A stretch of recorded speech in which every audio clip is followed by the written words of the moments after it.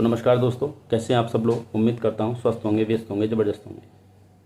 तो साथियों, जैसे कि आप जानते हैं, छत्तीसगढ़ में जो बीएड और डीएलएड विवाद चल रहा है, जो छत्तीसगढ़ में 2023 में वैकेंसी आई थी, उसमें जो छत्तीसगढ़ में बीएडधारी नियुक्त हुए हैं, उनको लेकर के माननीय छत्तीसगढ़ हाई कोर्ट ने 2 अप्रैल 2024 को एक निर्णय दिया था, जिसमें उन्होंने नियुक्त हुए बीएडधारियों को बाहर करने का आदेश दिया और 6 सप्ताह के अंदर अंदर जो है डीएलएड की नियुक्ति वहाँ पर करने को कहा था। उस संबंध में बीएड पहले ही Naveen Kumar versus Union of India करके एक केस लेकर के माननीय सुप्रीम कोर्ट में गए हुए हैं। आपको जानकारी होगी, जिसकी 3 जुलाई को सुनवाई हुई और उसमें 28 अगस्त डेट लगी हुई है। दूसरी एसएलपी छत्तीसगढ़ सरकार लेकर के गई हुई थी, 16 मई 2024 को रजिस्टर्ड हुई वो, और उसमें अभी सुनवाई नहीं हुई है। तो उसी बिंदु पर, उसी पर चर्चा करेंगे साथियों।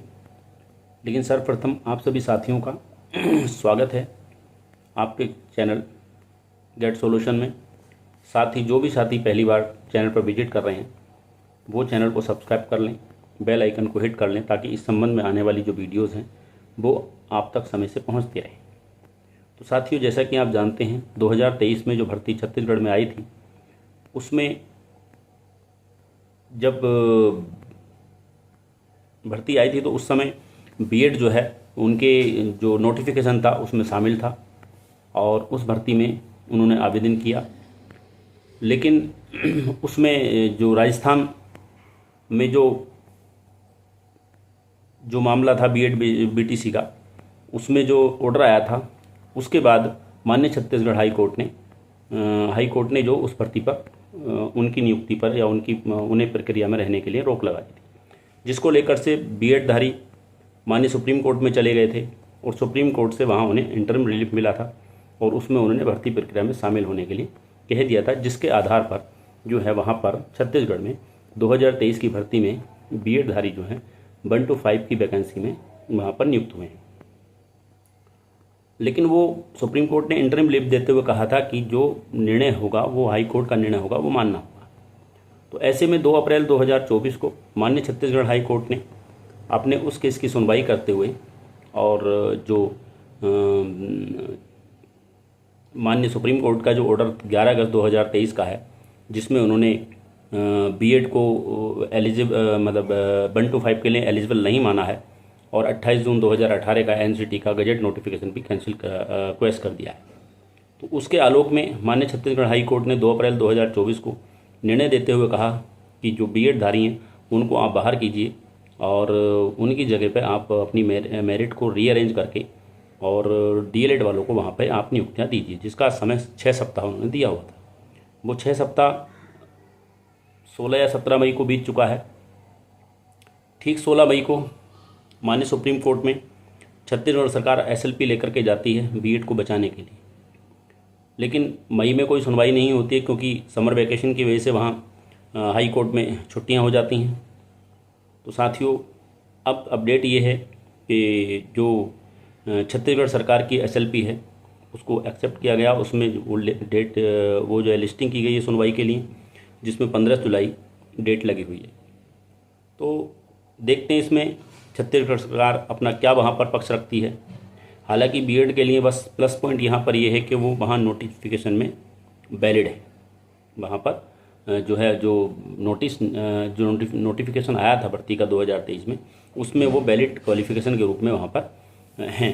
तो बस ये एक प्लस पॉइंट है। बाकी तो सुप्रीम कोर्ट के अगर हम दोनों निर्णय देखें, 11 अगस्त 2023 में उन्होंने साफ तौर पे बीएड को 1 to 5 के लिए एलिजिबल माना ही नहीं। उसके बाद 8 अप्रैल 2024 को माननीय सुप्रीम कोर्ट ने अपने 11 अगस्त 2023 के निर्णय का रिव्यू किया।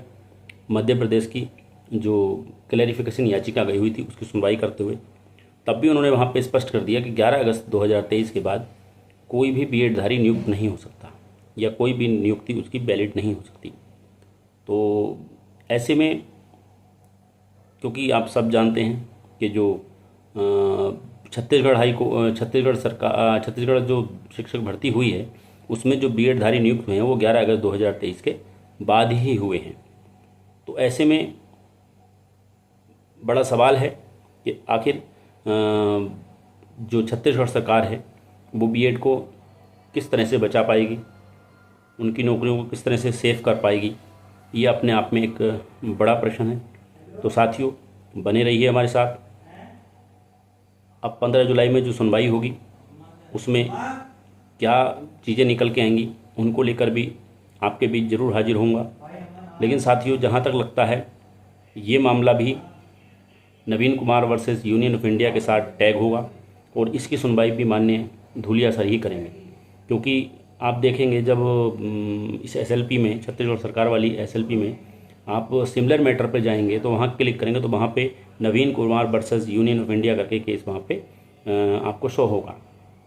तो जब केस सिमिलर है यानी कि बीएड भी वहाँ उसी ग्राउंड पे गया है और छत्तीसगढ़ सरकार भी उसी ग्राउंड पे जा रही है, तो जाहिर सी बात है सिमिलर केस हैं। तो सिमिलर केस जाहिर सी बात है कि एक ही बेंच में सुनवाई होगी।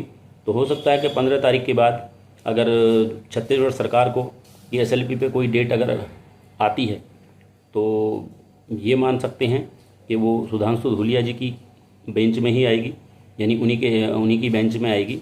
और हो सकता है कि Naveen Kumar versus Union of India जो केस है उसकी सुनवाई भी छत्तीसगढ़ सरकार के साथ जुलाई के अंत तक या अगस्त के फर्स्ट वीक में कोई डेट आ जाए। अगर ऐसा नहीं होता है तो साथियों, ये दोनों केस 15 जुलाई के बाद, यानी 15 जुलाई में सुनवाई होने के बाद जो डेट लगेगी फिर 28 अगस्त ही लगेगी इस केस की भी, जैसा मुझे लगता है। साथियों, मैंने आपके साथ चीज़ें साझा की। उम्मीद करता हूँ आपको वीडियो अच्छी लगी हो तो लाइक करें, शेयर करें, कमेंट करें। तो साथियों, इसी के साथ धन्यवाद, नमस्कार।